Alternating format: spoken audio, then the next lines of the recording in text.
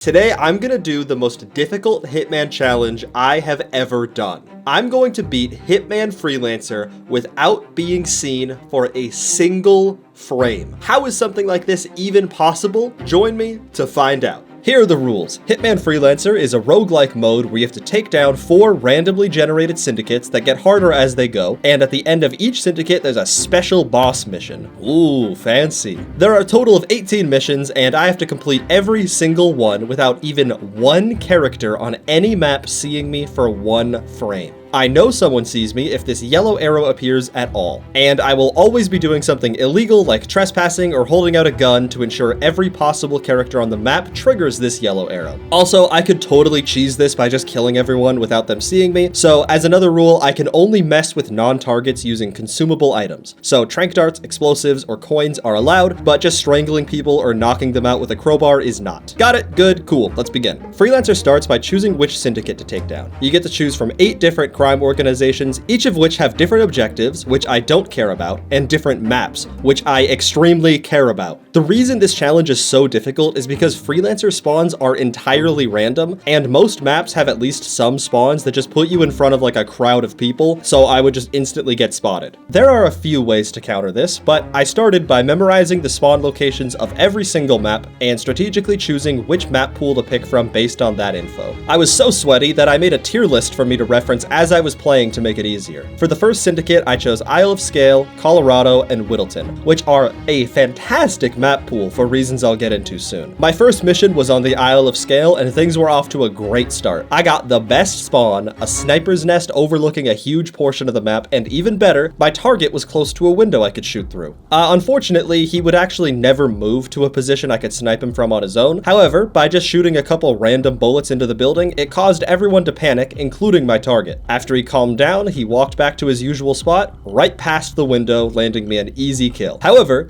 killing my targets in this challenge is only half the battle. I'm spawning in some random part of these maps, oftentimes right in the middle, so escaping will almost always be just as hard, if not harder, than taking out my targets. This spawn was actually one of the easier escapes, but certainly not a free one. I slid down a pipe, shot a distraction shot to make a couple guards turn around, before climbing up into the helicopter area. I had done this before in previous failed attempts at this challenge, so I had the route fully memorized, but trust me when I say it took a lot of trial and error to figure this out. I need to seeker 2 specific employees, making them get sick and walk away. Then I tranq a guard and shoot a distraction shot, that way no one notices him hit the ground. Then I silently steal an entire fucking helicopter and fly away. They saw the helicopter, not me, and honestly, they probably didn't even see the helicopter either, so we count those. My next mission in Whittleton Creek was super easy, and after this mission, I'm not going to be covering like the super easy missions for the sake of brevity. Both the uncut VOD of me retrying everything over and over, along with an edited version of the successful runs, are up on a VOD channel I use for my daily Twitch streams. Alright, back to the mission. I spawned in an open area with nobody looking at me, hopped the fence, which gave me an angle on my target, allowing me to easily pop them in the head. Then I tranq both trash workers to steal their clothes, which allows me to use their truck to leave. It was now time for the first boss mission, which I ensured took place on Colorado. To most players, this might seem like a terrible move, because Colorado is infamous for having tons of armed guards that make traversing the map extremely challenging. This is true, but Colorado is actually one of 2 maps that I knew for certain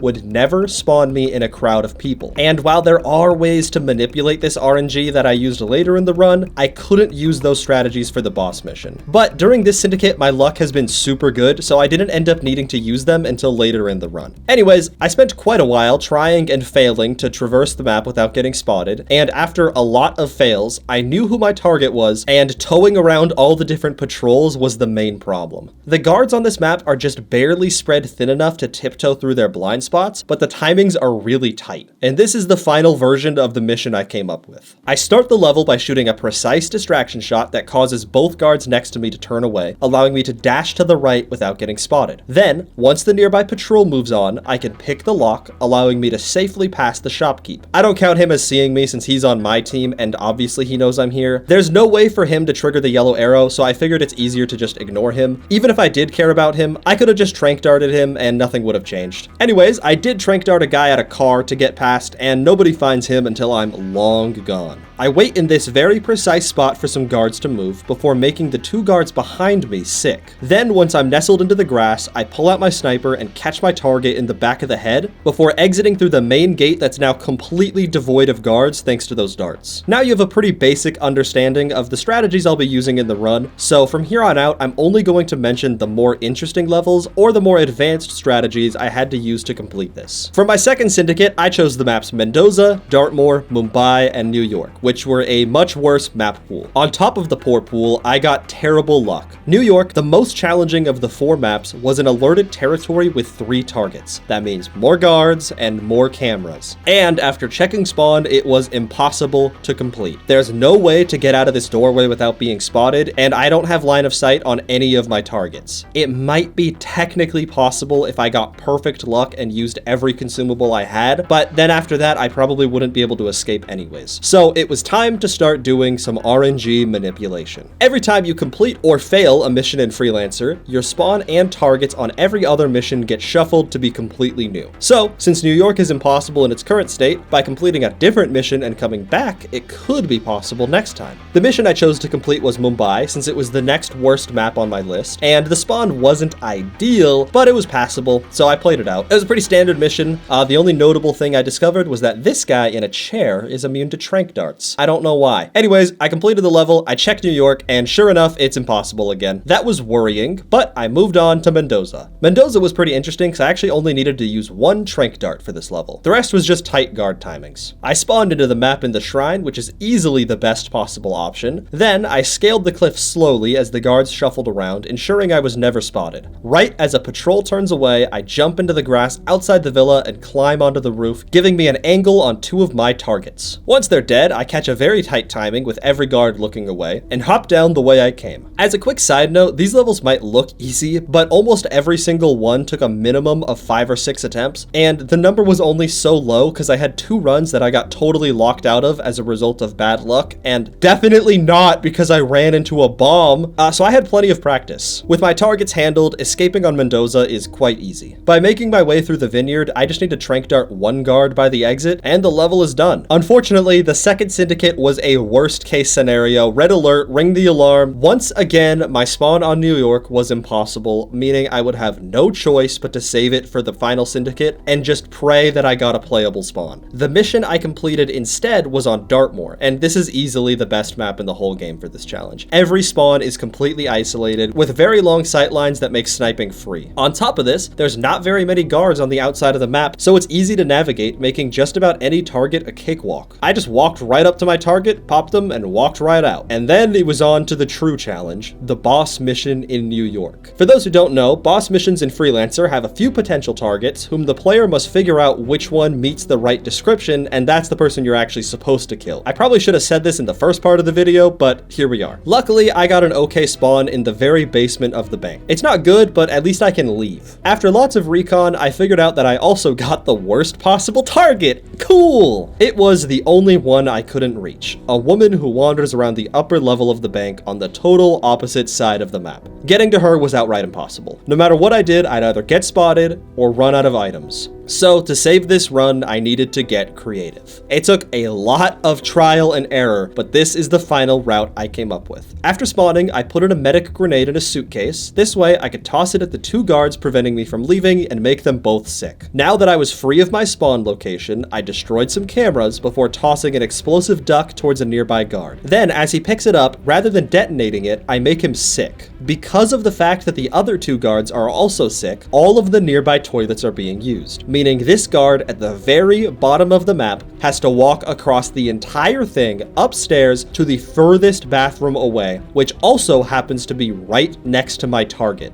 So as he walks by my target taking a smoke break, I detonate the duck, killing them both. Weirdly enough, the people in the bank start panicking because a bomb went off, so I had to wait for everyone to calm down before I handled escaping. The only possible exit required car keys, which were in a vault area filled with guards. However, the guard I just blew up also happened to be the main guy preventing me from entering. So I had to wait for this lady to finish complaining, then I snuck into the safe area to steal the car keys from a sleepy guard. With the keys in hand, I went back to where I spawned. Those guards from earlier are back, but they can't see me stealing this bank truck. They probably think it's an employee driving solving it. Or maybe a ghost. Stop asking questions. Next syndicate. I had some pretty decent luck with my maps this time. We got China, Dartmoor, Dubai, Mendoza, and Mumbai. Overall, this syndicate wasn't so bad, but I did have to incorporate one strategy I haven't mentioned yet: giving up. At this point in the syndicate, I had 3 maps remaining, and the other ones were not worth mentioning. And my spawn on both Mendoza and China were extremely difficult, if not impossible. So I spawned into China and was right next to the exit, so I just left. I just walked out. What are you gonna do about it, huh? Okay, normally I wouldn't do this sort of thing, spirit of the run, blah blah blah, but this is absolutely necessary. There's no other way to reset my RNG to make these maps possible, and if I just do Dartmoor now, the syndicate is almost certainly going to be impossible. Eventually, I would get very lucky on a run, but it's like flipping a coin and hoping it's heads 10 times in a row. After months, I would have succeeded, but this took days as is, so I'm allowing it. Anyways, thanks to that RNG manipulation, I got a good Mendoza spawn, and was finally able to get Dartmoor as my boss mission. And I think this goes to illustrate just how much easier Dartmoor is than any other map, especially for the boss mission. The boss targets generally wander way more of the map than the random targets in other missions, giving me even greater opportunity to snipe them from afar. This time, I didn't even have to move after spawning. After a few minutes of just standing where I spawned, my target decided to just wander on over to me, and I sniped him through the window. And I painted the wall behind him a smooth, deep red. After that, I slid down some pipes past the worst guard in the world, and tranked the 2 people at the exit. With that, I was free to leave and move on to the final syndicate. For my final syndicate, my maps were China, Hokkaido, New York, Colorado, Haven Islands, and Dartmoor.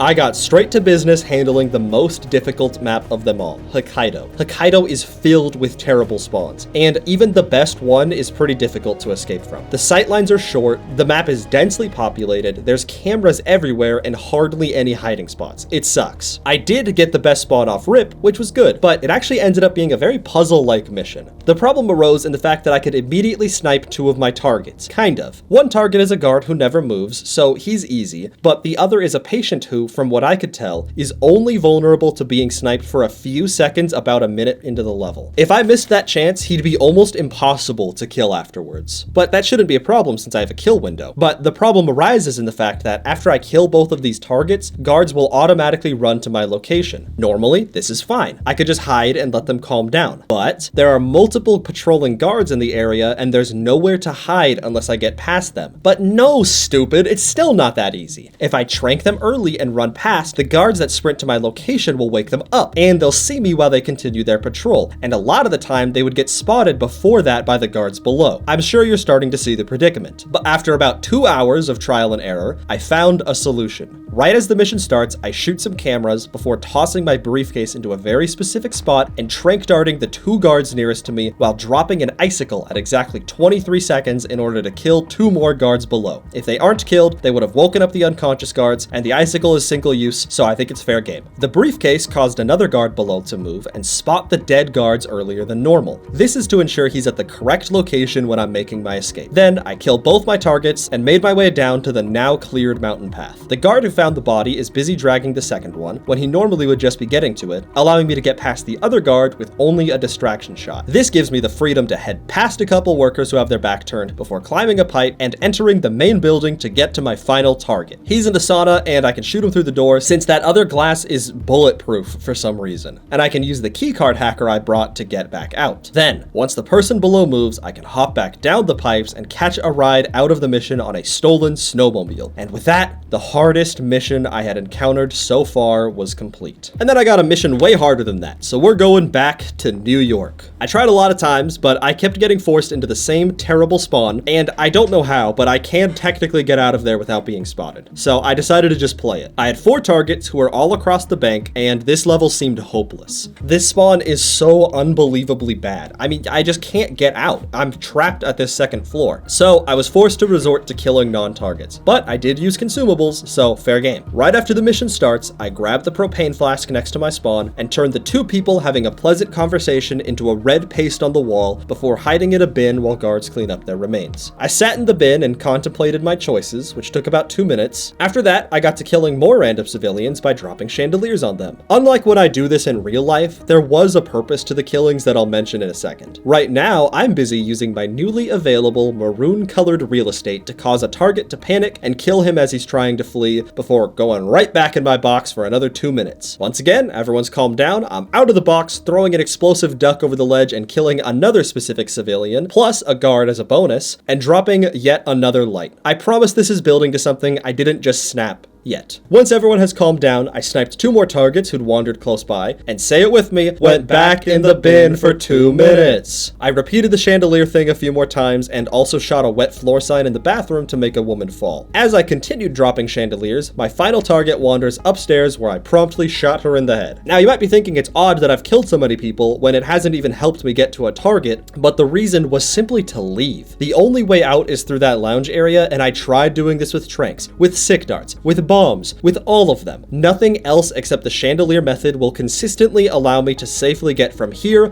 to the door like 100 feet away. And when each attempt takes 20 minutes, I'm not gonna restart this like 40 times. This took enough time as is. From there, it's easy. I just steal the keys the same way I did before and make my escape in a timely 27 minutes for the successful attempt alone. By this point, I was tired, and my second to last mission in Haven Island was impossible. I spawned nowhere near an exit, so bailing wasn't an option, and my targets were so spread across the map, getting to them would be nearly impossible. Plus, guards on this map have a doubled sightline, making this even harder. It was time to use my secret Mauska tool I was saving for later: suicide. With the power of a proximity explosive, I can walk into my bungalow and blow myself up in the privacy of my own bathroom and move right along to the final mission in Colorado without being spotted. This final mission was actually so easy it was comedic. I spawned on the outskirts of the map and my target was right next to me. I just had to wait for a lookout to move before getting an easy shot on my target, which makes for an anticlimactic finale, but I can make it worse. Check out the exit. You notice anything? Okay, alright, I got spotted at the very last second at the exit. I can't go back to restart it. You know how sometimes you know you shouldn't do something, but your brain's already fired the neurons, so it's too late? That happened here. But you know what? I had already spent like 15 hours on this at this point, including all the failed runs. By the way, the successful run is uploaded in the description as like a private video if you want to watch. That way you know this is actually real. But anyways, I think I'm gonna give it to myself. I think that is valid at this point. And with that, the challenge is over. So thank you so much for watching. Much appreciated. I do stream variety content over on Twitch if you're interested. But other than that, subscribe for more stuff like this in the future.